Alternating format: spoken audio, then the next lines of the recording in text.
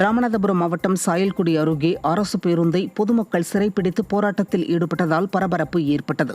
சாயல்குடி அருகே சிக்கல் கிராமத்தில் அனுமதிக்கப்பட்ட பேருந்து நிறுத்தத்தில் பேருந்து நின்று செல்லாததை கண்டித்து அறந்தாங்கியிலிருந்து திருச்செந்தூர் சென்ற அரசு பேருந்தை பொதுமக்கள் சிறைப்பிடித்தனர்.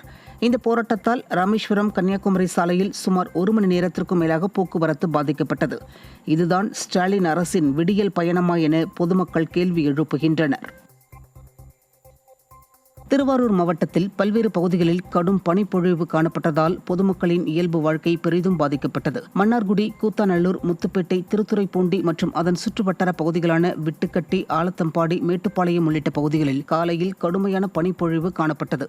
சாலையில் எதிரே வரும் வாகனங்கள் தெரியாத அளவிற்கு பனிப்பொழிவு இருந்ததால் வாகன ஓட்டிகள் முகப்பு விளக்குகளை எரிய விட்டபடி சென்றனர். நாகப்பட்டினம் மாவட்டம் வேளாங்கண்ணியில் சரக்கு லாரி மீது இருசக்கர வாகனம் மோதி தீப்பற்றி எரிந்ததில் கல்லூரி மாணவர் பரிதாபமாக உயிரிழந்தார். வீரன்குடிக்காடு பகுதியைச் சேர்ந்த 20 வயதான கல்லூரி மாணவர் பூவரசன் தனது இருசக்கர வாகனத்தில் வேளாங்கண்ணி பகுதியில் சென்று கொண்டிருந்தார். அப்போது இருசக்கர வாகனம் உப்பு லாரியுடன் மோதியதில் வாகனம் தீப்பற்றி எரிந்து மாணவர் சம்பவ இடத்திலேயே உயிரிழந்தார்.